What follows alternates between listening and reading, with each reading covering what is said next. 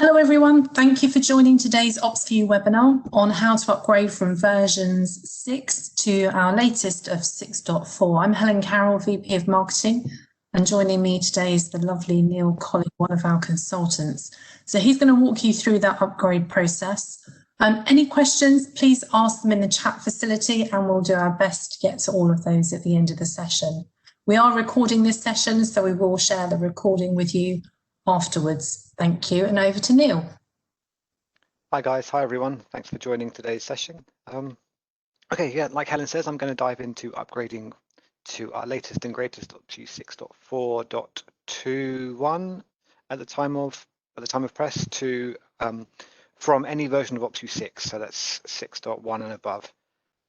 Yesterday we covered in a little detail how to upgrade from Opsview 5.4, and any of you on versions below that would need to get to Opsview 5.4 first, because the upgrade path is 5.4 to 6.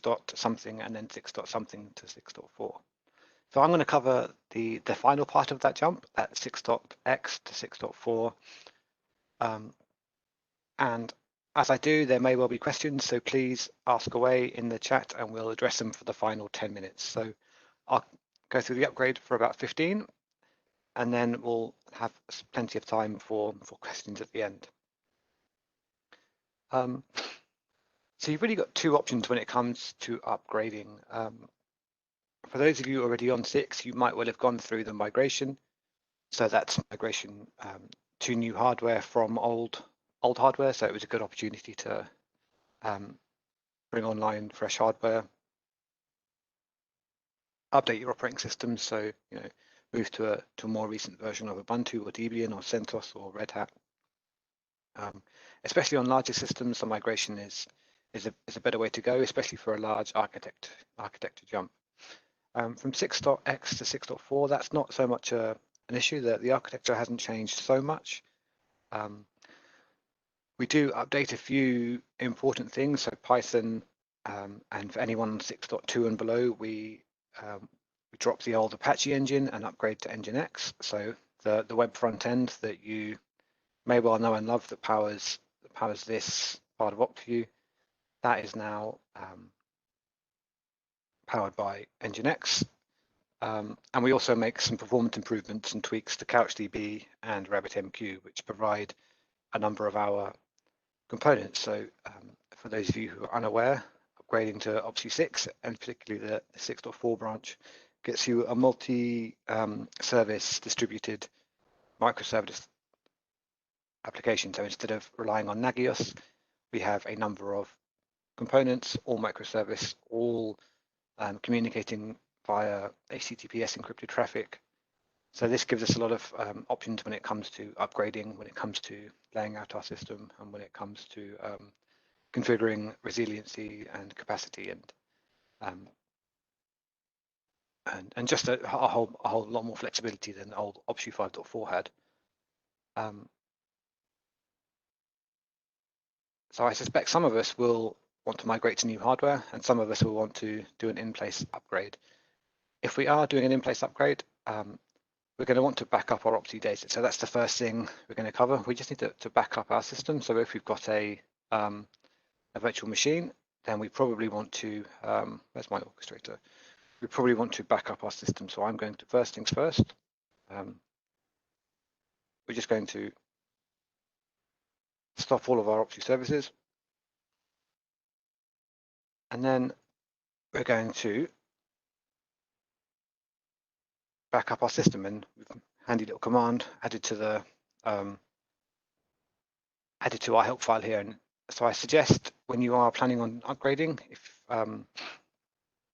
that you check the Opsview documentation here, because it's really very thorough, and we cover all scenarios, so from 5.x, from 6 and 6.3, and whether or not we're migrating to new hardware or if we're doing an in-place upgrade.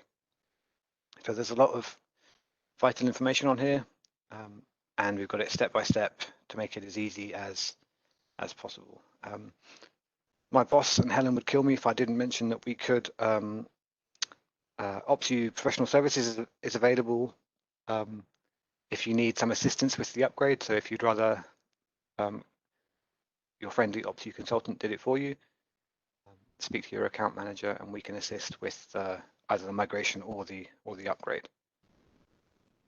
So first things first, we're going to take a dump of our databases, and if you're already on 6, you'll know that there's this little file here called user secrets that lives in our deploy files, and this deploy directory. I'm just going to zoom in a little bit so we can all see a little clearer. So we have a directory called Opsview deploy, and in there we've got some credentials, and this file is only readable by the root user on the system. So I've got my database root password. I'm going to use that to take a backup of my databases. So I've already stopped all Opsview processes. I can check running a quick check. I'm actually going to kill this one. Rest can stay.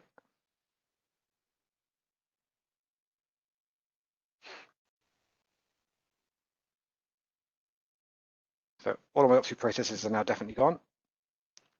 And we're now going to take a quick database backup. This shouldn't be too large. It shouldn't take you so long. But you will need the root password to be able to do so. So I'm going to take my root password.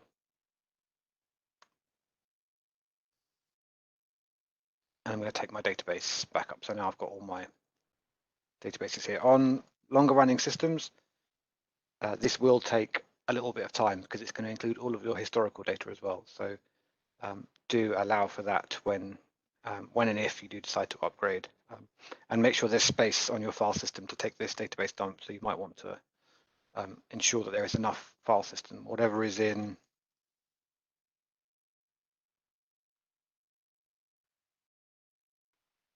make sure you've got at least that much space. As you can see, this was a relatively small database, so it took no time at all and was relatively small. Once that's complete, we can start up Opsview again and begin our upgrade. So the first step is to run the deployment process. So I've kept that that vague depending on what method we choose. I'm going to demonstrate an in-place upgrade today. So I'm going to, because this is the CentOS system, I'm going to modify my opsview.repo file, and I'm just going to change this to Opsview 6.4.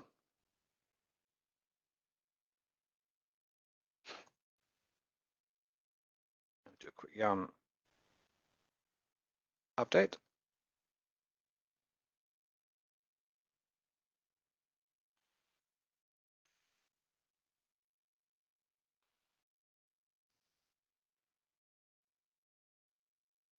And upgrade these two packages explicitly. So I want the new Opsview Python and the new Opsview deploy. And the new Opsview deploy tool will allow me to upgrade with minimal fuss. If anyone's tried an upgrade before, you'll know that we now use Ansible to manage our deployments and our environments, and that's the same for Opsview 6.4. So we're going to use Ansible to run this upgrade and to make sure that I've got the most recent version of our Ansible deploy tool and our installer. I manually run these, and that's documented right here. So the first thing you want to do is install Opsview deploy. Maybe install, I mean, I've installed Opsview Python. Opsview deploy will do that itself, but I just know by now, because I've done this a few times, that we will need to install Opsview Python as the first thing. So I've made a habit of installing that now. And then we're going to check our deploy file. As soon as this completes,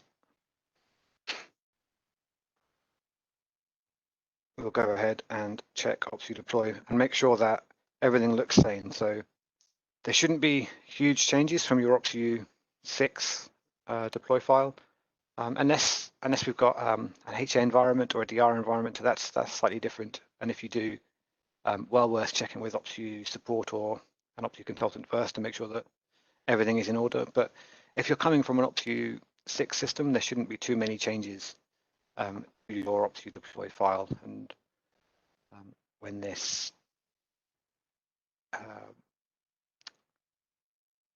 installer completes, we'll take a look. Come on.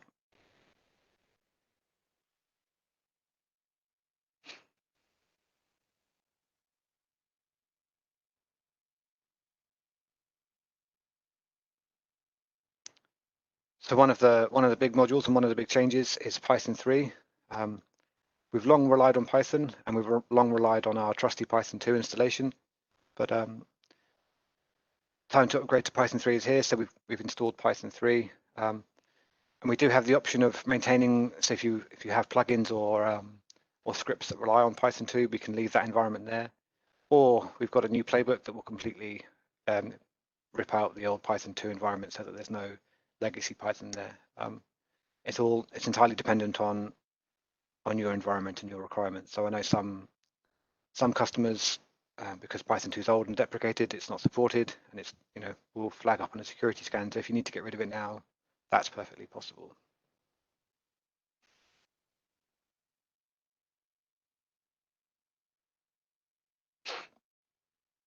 Okay, done. Right, so now we've got our deploy file, and it's almost exactly the same as it was before. So I've just got my old 5.4 to 6.x to now 6.4 system, and I've taken my old slave, my old Opsview slave that served me so well on Opsview 5, and it's now a collector. I've changed its host name, but it's now an Opsview collector, and that's been upgraded all the way through as well. But to upgrade to 6.4, all I really need to do is, assuming that all else being equal, that I've got root access, that I've got repo access, that there's disk space, and that nothing else has changed, I can run just a quick lib playbooks, set up everything. And what this will do, this will dial out to my collectors. So if I have more than one, of course, this would reach out to them, and we should see it start doing some work and start installing some new packages on our system. So on the left I've got my orchestrator. On the right we've got our collector, so we can see it start doing some work. So Yum is just starting to update certain packages. We've got our new Python coming in here, and this can take around an hour, sometimes quicker on faster systems, but this will take a little bit of time to run and to upgrade everyone to 6.4.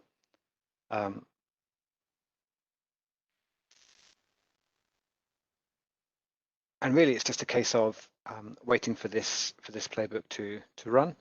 So we'll let that tick through. All it's doing is adding in the Opsview 6.4 repository and downloading the required packages. So this deploy process will take a while. It's very similar if you're doing, so if we're upgrading in place and if we're migrating to new hardware, it's very similar. We'd run this exact type of playbook. So I'd have I'd change my repository to 6.4 if it was still pointing at 6.3. Then I'd install Opsview setup. I'd configure my my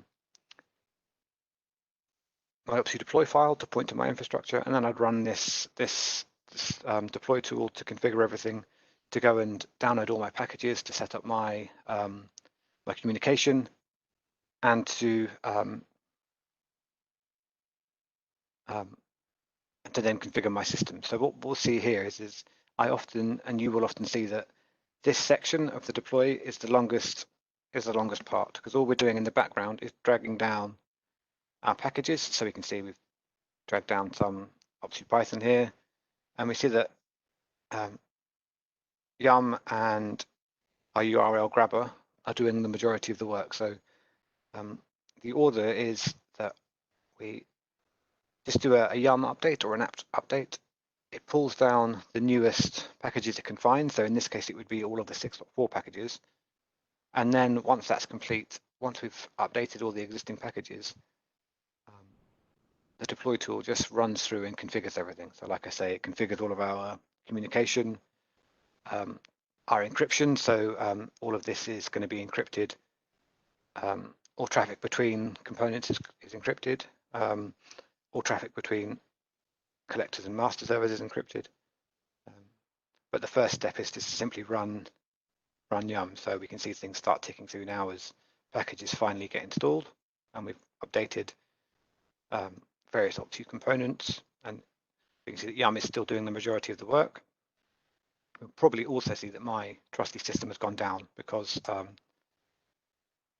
our web service is either not responsive or not 100% reliable. So you may well see as you're running the upgrade that web connectivity comes and goes, and you'll also see that some of these packages report in as 6.4 and some 6.3 whilst this upgrade is going.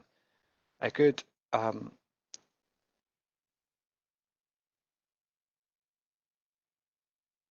thing to do before we start the upgrade is to turn our notifications off so we don't get warnings about particular packages going, particular services throwing warnings and throwing we've recently been restarted type errors, or those kind of issues that might happen when we are upgrading. So you probably want to disable notifications, and you can do that just from your system, and then options. Just flick that to notification, flick that to disabled, and then click apply changes. Probably something to do before we start the upgrade. If we're migrating, then we're going to want to migrate that database over. So we just run an rsync or an SCP of the data we exported. We'd move that to the right server. We'd also want to grab our secure wallet key so that any encrypted variables we had in that database could still be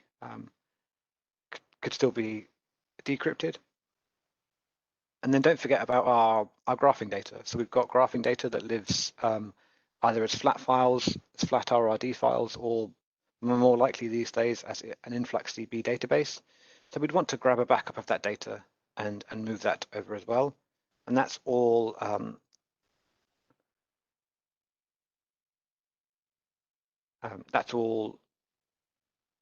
where are we? Migrating to new hardware, and then we'll go down to time series data to a new time series server. So that's all documented here. So if you do have to move your data, that's that's certainly possible. You won't lose any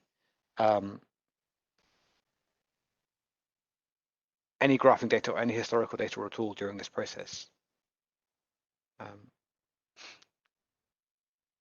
And if the system's IP address has changed, then we'd need to update the collectors. To do that, we just update our Opsview deploy file, and then apply changes and start monitoring. And that's really it. The biggest differences when you're coming from Opsview 6. anything to Opsview 6.4 are a year's worth of performance enhancements and bug fixes. So we've got a number of performance enhancements to our message queues and to our data stores, and that includes resiliency and performance. So having used the system in anger for a year, we've discovered best settings. We've hugely improved BSM functionality and appearance-wise. We will, if this deploy ticks over at a decent rate, we'll be able to see that we've updated Opsview monitoring scripts. So we have, we can just about see here, it's not particularly clear, but we have hugely updated the self-monitoring scripts for Opsview. So Opsview keeps an eye on itself and reports any issues before they occur. And like I say, we've pulled out Python 2 and implemented Python 3. So if you need to get rid of older legacy code such as Python 2 in your environment, Opsview 6.4 will allow you to do that.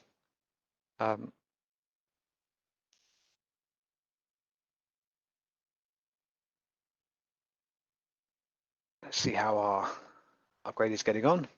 Okay, so for a relatively simple environment, we have most of our packages updated. So now that all of our packages updated, you can see that the process will just run through and configure all of our inter-system and inter-process communication. So I am configuring all of the PKI, the encryption infrastructure between my two systems here. We've created some config files automatically. What else have we done so far? And oh yeah, I updated our Opsview watchdog, so we've got our new self-monitoring tool that will do that. We've also got a newer version of the Opsview agent that's been installed on most systems. And then we'll just need to sit and watch as this upgrade completes. So the upgrade from version 6 is, in most cases, much simpler, much more straightforward than the upgrade from any of the 5s, any Opsview versions 5. So I've probably jinxed it now and this will probably fail, but in most cases I could just sit back and wait for this to complete, and then I'd have my 6.3 system magically become a 6.4 system. I have probably jinxed it now, and because there's an audience, something's bound to go wrong. But in most cases, we'll see that this works just fine. Hopefully that's given everyone a bit of an idea of how they might upgrade to 6.4, and some of the improvements slightly ahead of schedule, but I wonder if there are any questions for us. Hey Neil, thank you for that. Is that all still running in the background? Yeah, that's just gonna, I mean, that can take any time up to like an hour, or between half an hour and an hour this will take. So this will just tick through, and then this system will become a 6.4.20 system. And I guess the time frame for kind of performing that depends on your bandwidth on your network. It does. So bandwidth, network, how many systems you've got, the speed of obviously your orchestrator, so your master server. Yeah, and a big one is hard disk throughput, so how fast your hard disk is and how quickly Yum can do it. So the package manager that comes with your system, how quickly that can process its updates. Yeah, okay. There are no questions at the moment. If anyone on the line has a question, please post it in the chat facility. While we're waiting for those questions to come in, I can't stress enough the importance of either connecting in with the support team before you're approaching your upgrade, reading the documentation that we have on the Knowledge Centre before you start the upgrade, to make sure you've got everything that you need. Yep. And or using somebody like Neil, one of our consultants, to do that upgrade for you. They've done loads of these upgrades. They know kind of what's going to work, what's going to fail. So I'd urge you to kind of use the Opsview experts. And at the moment, we have an offer on upgrades. If you buy one of the BSM Jumpstart packages, you'll have an upgrade for free as well. Yeah, and maybe just to add to that, bear in mind that as of Opsview 6.x and above, older versions of Ubuntu and CentOS/Red Hats are no longer supported. So you need to have newer versions of CentOS, Red Hat, or Ubuntu to be able to run all of your 6.3 infrastructure.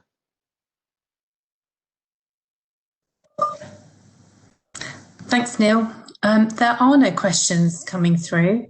So I guess everyone must be fairly happy with the instructions that you've given in today's webinar.